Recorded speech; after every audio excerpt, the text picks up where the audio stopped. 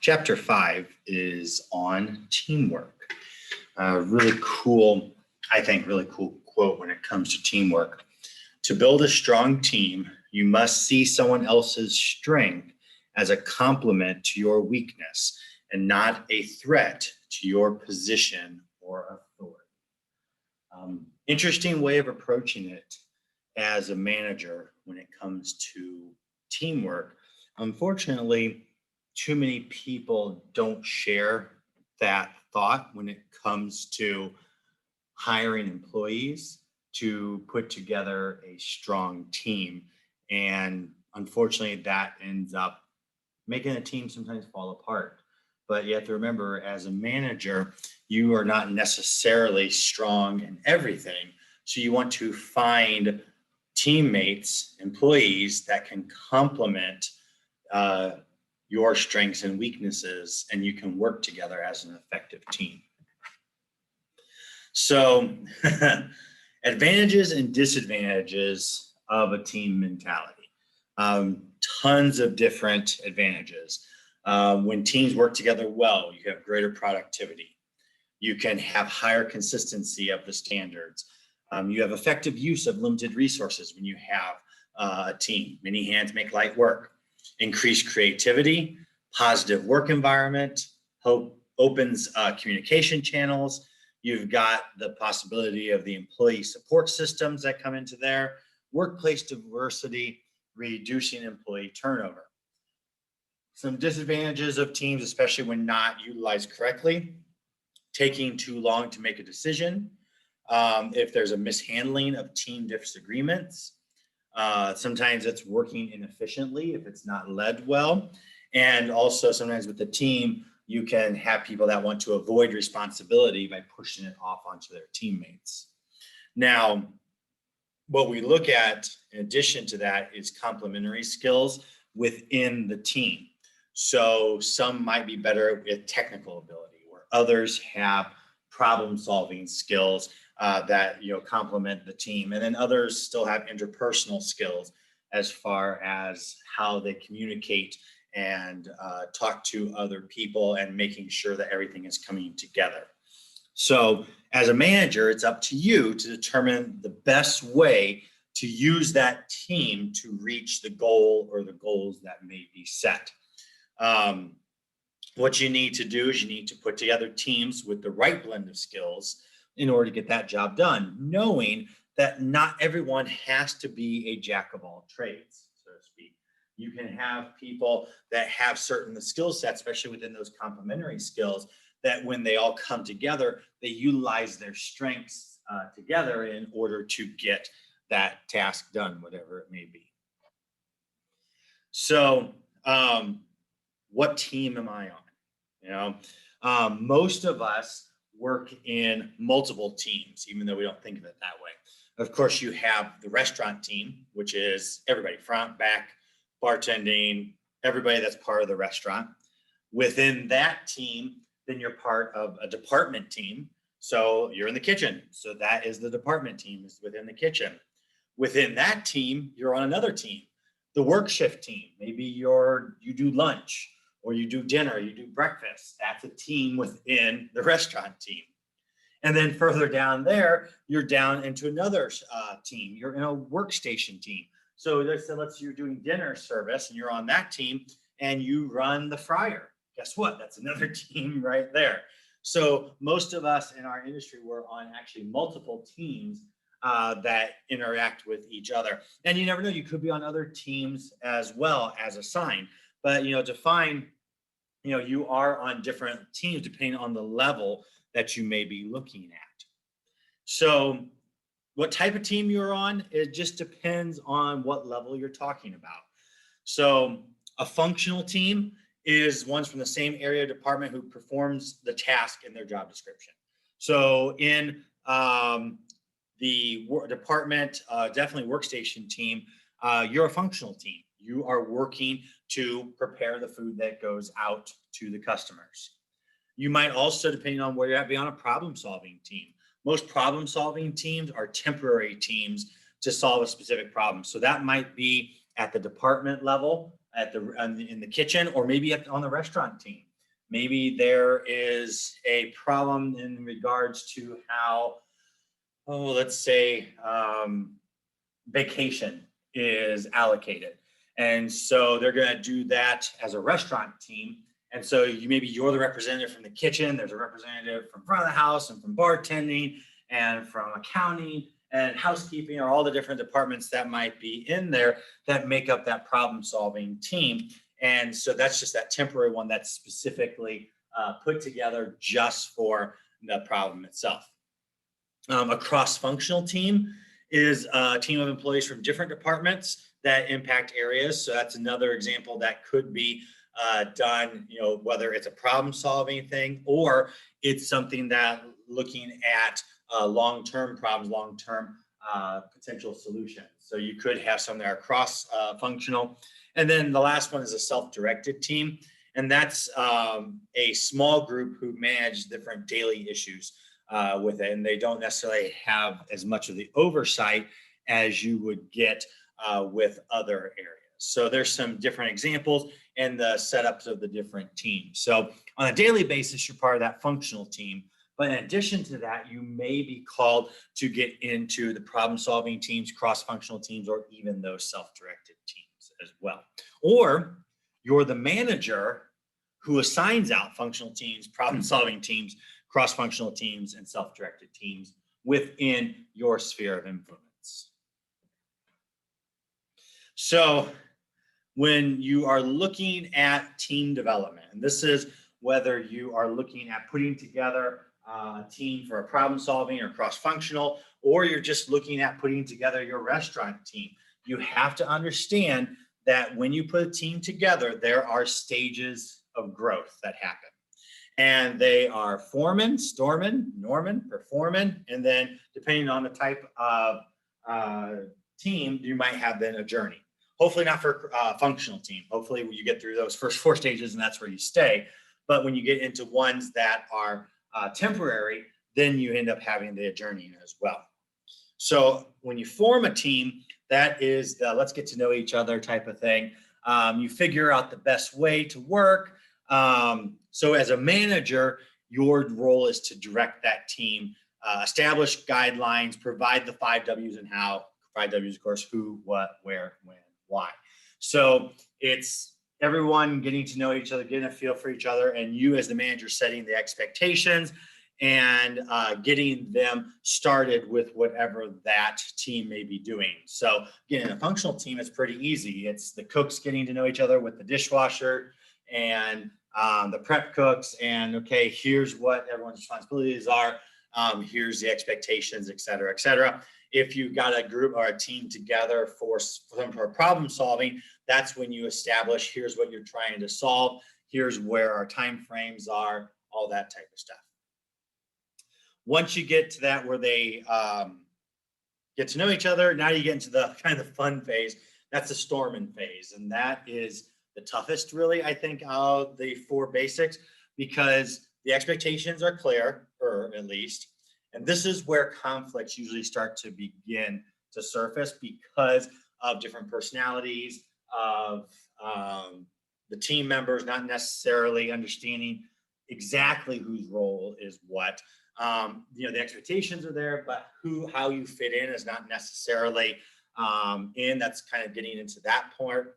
The fact that there could be power clashes, competition between members depending on personality types. You can also find at this part that some members could become very impatient, not wanting to work with the team. So in this case, the manager goes from a director to a coach. And so in this case, they are coaching the team to get them to work together in a unified fashion and trying to hammer out disagreements and getting people so everybody knows exactly what their responsibilities are and where they fall within this team, and getting rid of hopefully any conflicts that might arise. Then you get into the Norman phase. So in the Norman, that is where everything is starting to normalize out, differences are settled, people are starting to build more trust with each other. And this is where I think for a lot of teams that the fun starts to begin, because you're realizing, hey, this is good to be in this group.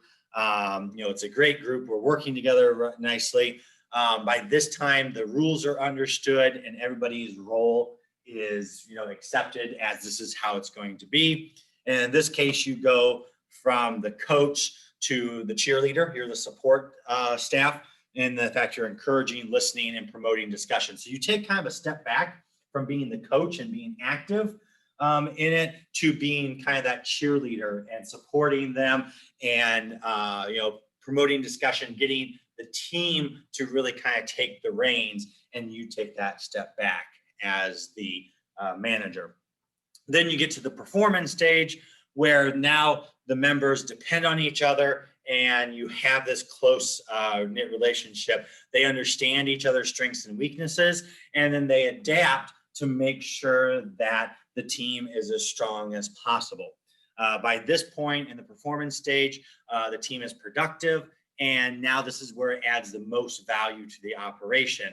From here, now the manager, of course, continues to be the cheerleader, but now they can take, and as a manager, you can delegate tasks and just monitor how the team progresses, because they're by this time being that well-oiled machine. They can take care of the business that's before them, and then you're just there just to monitor to make sure there's no incidents or anything like that that might come up randomly, and making sure that the progress of the team is where it needs to be from a documentation standpoint.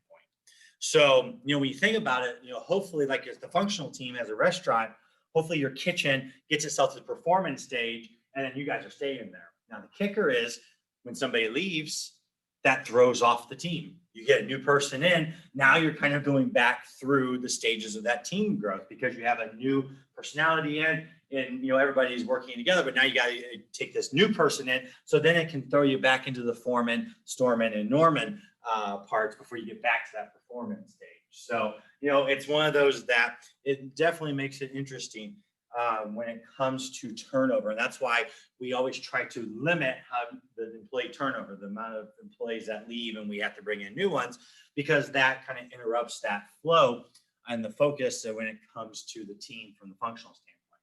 If you've ever been on a team when it comes to a problem solving or something like that, it's interesting. Your first couple of meetings is kind of, if you think about maybe looking back at meetings teams you've been on, you've probably gone through these stages and didn't even realize it. And sometimes the stages can happen, the first couple of them can happen in the first meeting. Sometimes it takes the first couple, but hopefully you get to that point where you get to that performance stage. Then last but not least, if you're in committees or teams that are short-term ones, then you get to the adjourning stage. And that's because the purpose has been achieved and now it's time to move on to other tasks. So obviously functional changes, functional teams do not go through this unless a restaurant closes. But as I said, if members are promoted or transferred or leave, employees come in, then the individuals can go through the stages again, like I said. But if you're in a cross-functional team or a problem-solving team, eventually that team is going to finish up, you're going to wrap up, and then it's time to move forward. So just to give you a visual representation of it, you see as far as the feeling of the team, the behavior that you're going to find, and then the leadership style that you need as a manager. So just kind of in a more visual format, how all those things come together when it comes to that team development, the feeling of the team, how the team's going to behave. You can see that Storman one is definitely the most interesting when it comes to those four stages. So how as a manager do we put together effective teams? Again, we need to find a way to take care of our employees so they can take care of our customers. One of the things we have to do is put together an effective team that works like that well-oiled machine so they can take care of the customer, and we make sure that our employees are taken care of so it works as well as possible. So some different team building principles. Obviously, communication, we've talked about that on more than one occasion, is important. The appropriate leadership style, you got to know which style of leadership is going to work best for this group. because if you put the wrong type of leadership in, it can either drive a wedge or it can just go nowhere because there's not that clear leadership.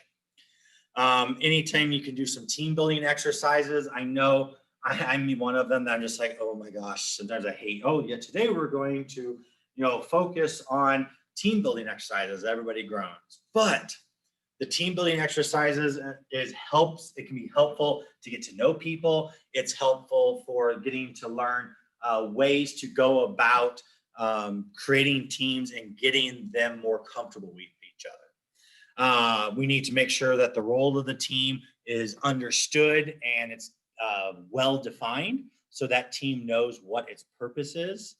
And then, of course, we want to make sure we're using management skills to support the team, just like back in the thing in the last slide, as far as the different things you need to do as the manager. As a team leader, there's different things that you're looking for, whether it's for you as yourself as a manager, or if you have team leaders within these individual teams, what are the qualities that you are looking for somebody to be that team lead, that team leader, whatever you want to call them. So first and foremost, of course, is interpersonal skills. How they communicate with the other team members is very, very important. The last thing you want is a team leader that ends up turning everybody away because they have poor interpersonal skills. The team leader has to understand that they need to allow the team to make decisions. It's not a dictatorship. In this case, that team works together to come to a consensus. Need to make sure they allow the team to contribute to the goals. So it's not just one person doing everything, everybody is contributing. Making sure that feedback is being requested from the team. Making sure you're trying to link team with other managers as may be needed. Trying to maximize the morale of that team, making sure everybody is more on the positive side as much as possible. Minimizing turnover, and of course, wisely using whatever resources may be available. Remember, when it comes to putting together teams and leaders and expectations and stuff, they need to make sure that everybody understands what the expectations are. They are set and then monitored. So in addition to that, you also want to get input from the team. So make sure that you have asked for suggestions on how the team can improve to reaching goals.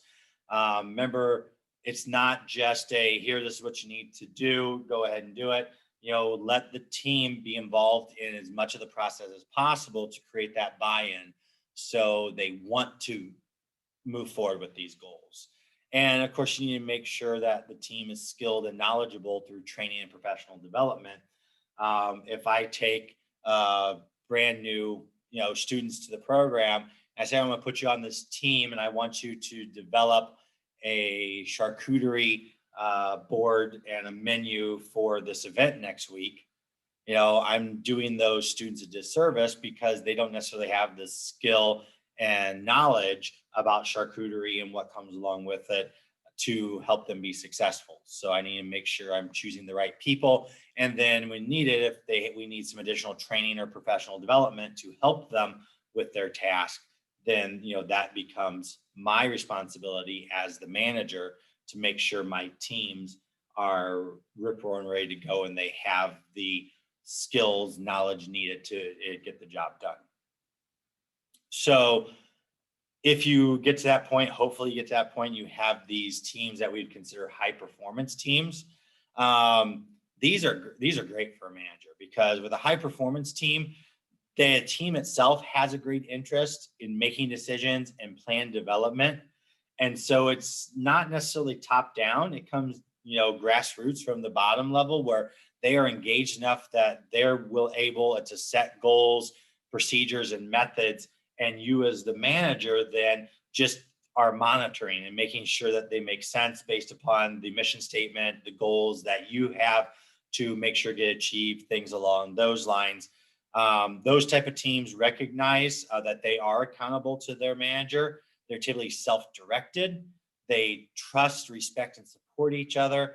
And the thing is if you are getting these teams to that point, you've already worked with them pretty heavily, usually in the Storman and the performance stages, and you're helping with those standards and expectations. But once you get to performing and you've got these teams that are pretty much self-directed, they're really nice to have, because as a manager, you've got so many different things that you are juggling on your plate. If you have a team or teams that are very self-directed and it's just a matter of you checking in on them, making sure that they're doing good with their progress, assisting them, and being the cheerleader, that's one less stress that you have to worry about as a manager. Which, if those high performance teams are really, really nice, you want to make sure you hold on to those as well as you can, because they make your life so much less stressful as a manager.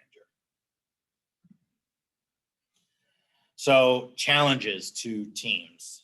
First, of course, is with management.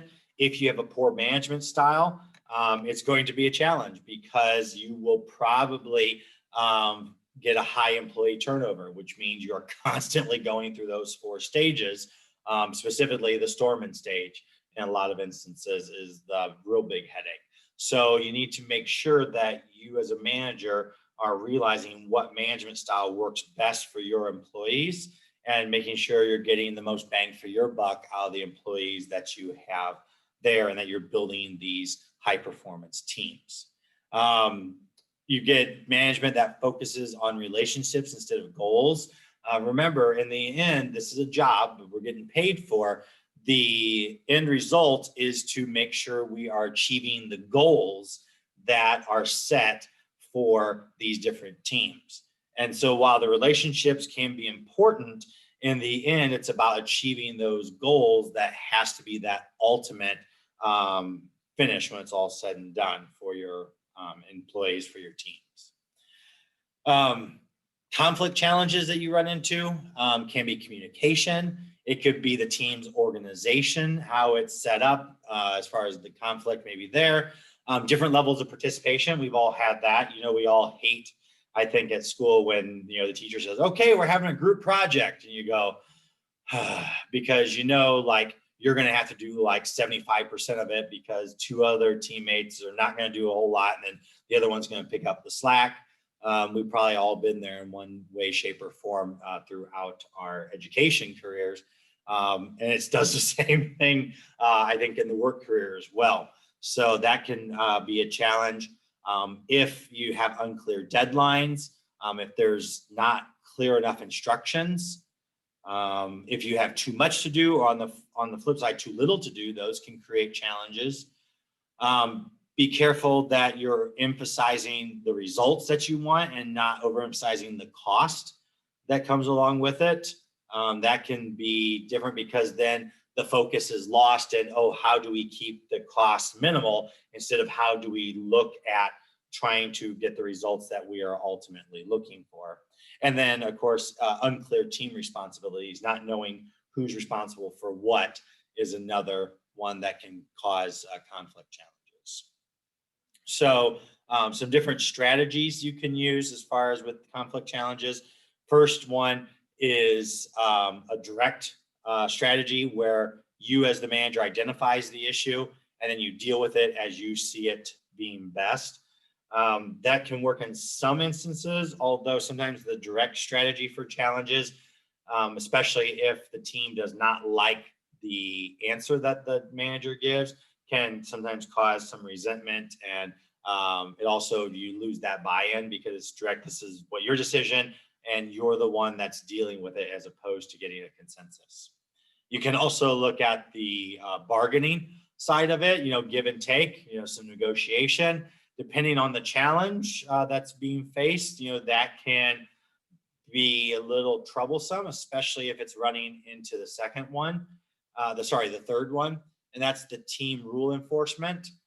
That's usually when someone doesn't want to participate, somebody's not pulling their weight. It's making sure that that person remembers, here, you're on this team, this is what the expectation is, here's what you're looking for. Try to bargain with that. Then you're not applying it fairly to the rest of the team, so the other members of the team feel that you're giving this other person preferential treatment, because they've decided they don't want to participate to the extent that the rest of them are. So you got to be careful with that. A retreat, avoiding the problem or work around it, It's a strategy, not necessarily a good one though, because then the problem gets avoided altogether and it festers and gets even bigger, or a work around it. Again, that one's another one that if you're not careful with that, it can end up blowing back up in your face, because then whatever you're doing the workaround realizes it, then they realize, hey, I can get away with not doing this stuff and I'm never going to be asked about it or confronted about it. And so I can still get paid to be on this team and not have to do anything. So you gotta be careful with that. And then, kind of the more democratic way is that team conflict management, where the team members agree to address the conflict together and talk it out. It's not the manager doing the direct strategy and dealing with it as they see best. It's getting the team involved, or those members of the team that are directly involved with it, and seeing if they can address that conflict and come to that solution together, with sometimes a help from the management to help facilitate those items. So, challenges are going to happen, conflict's going to happen. There's the different strategies on how to deal with it. And, you have to determine, okay, which is going to be the best approach for this situation in order to get the best result so we can keep moving forward as a team. So, managing conflict, there's a basic 3-step approach that you can take as a manager for handling conflict. The first one is you can address the problem on a person-by-person basis, talking to them individually on the subject and just a one-on-one type conference. Another step is one-on-one mediator, where you gather the information, you talk with the team members, and you look at the problem and how it can meet the needs of the customer, team, and business, going back to that negotiator, mediator type style as far as with conflict. Or the third approach you can look at is holding a team meeting, where everyone comes together and you look at the problem and how it meets the needs of the customer, team, and business, and then the team decides on something where all team members can agree. So 3 different approaches that you can look at. Number one is that just you talk to people individually, you do one-on-one mediation, or you do it as, let's do a team meeting to solve this conflict. And, a lot of it depends on what the conflict is. Is it conflict with an individual, just by themselves? Is it a conflict with 2 members of the team that need to have maybe some mediation to go along with it? Or is it a team issue where everybody is kind of involved in this conflict and you need to hold a team meeting to kind of get everybody back on track? So if you get into that one-on-one, that first approach, here are some suggestions for some questions that you could ask. For example, what do you think is the main problem? What do you think the other person does to make the problem worse? What do you think? What do you want or need from that other person as far as that conflict is concerned? What do you think you do that contributes to the problem? That's always an interesting one, because then it makes them reflect on, okay, am I contributing to this as well? Hopefully they'll be thoughtful enough about it to say, look at where they might be contributing to it, not, oh, it's just all that person's fault, I'm, not doing anything at all wrong. That's usually how it goes, though. And then what's the first thing each of you can do to help resolve the problem? These questions are just putting it back into their court, trying to figure out their perspective on the problem and looking at their feelings and their viewpoint on why that person is creating that conflict, what you want out of this resolution, how do you want this to be resolved, how are you contributing potentially to the problem, and what can we do to move forward? What's the first thing we can do to move forward? So again, it's about approach to conflict that makes that huge difference with management. Are you noticing a theme here when it comes to this stuff on, how you approach things that make a huge difference in how people are going to react to that conflict or to criticisms, things along those lines. It's that more bees with honey than vinegar type thing. So as a team, you want to make sure that your team are setting goals, right? And there are 3 types of team goals. We want to make sure that they are those SMART goals that we had talked about in a previous chapter all the time, because we want to make sure they're specific and measurable and have all those different attributes that we can then make sure and we can evaluate whether they've met the goal that we've set out for them. So some different types of team goals. You've got team building goals, and that's a good one. Again, getting to know each other, working together, setting the ground rules, using decision making. That's, you usually see that in that Foreman and Storman areas. Team building goals are always great. Information goals are great ways that we can look at how we update to get the team progress, using the tools to support our teams and communicating with other employees. And then of course, work-related goals are things that are plans and procedures, making sure that everyone understands the task and responsibilities of each team member, identifying the business needs and how it's supported by the goals, going back to the mission statement, vision statement, value statements, and understand that the process that you're going to use for this procedure, and then any resources that you're going to need in order to reach those goals. Okay. Then your 3 processes when it comes to teams: planning, implementation, and evaluation. So the planning phase within a team, the first thing you guys do, you link the goal to what the business need is. So what is that goal that you're trying to do? Is how does it relate to the mission statement, value statement, or vision statement? Is the goal a SMART goal? Does it meet all the criteria for that acronym?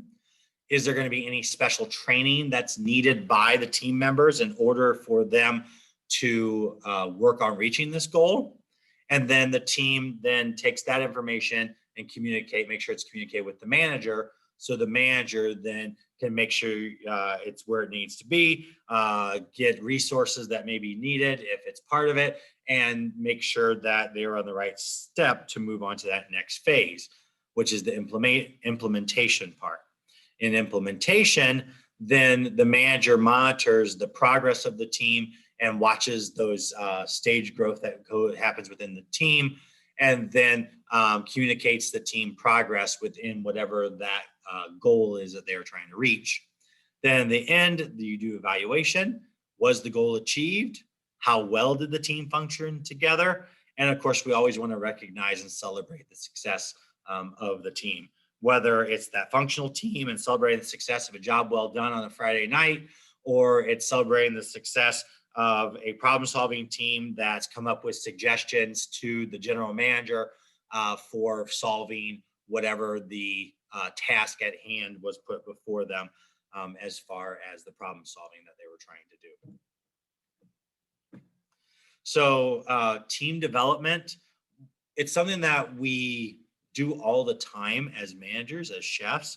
We don't necessarily think about it in terms of team building and what type of teams they are, which level of team are we at, restaurant, department, shift, we just do it. So to me, it's always interesting with this chapter to look at, okay, these are things I've been doing. I guess I've just never thought of it in that way. Or on the flip side, I've been doing some of this stuff, but maybe I should be adapting and adopting some of these other parts that maybe I'm not doing necessarily on a regular basis.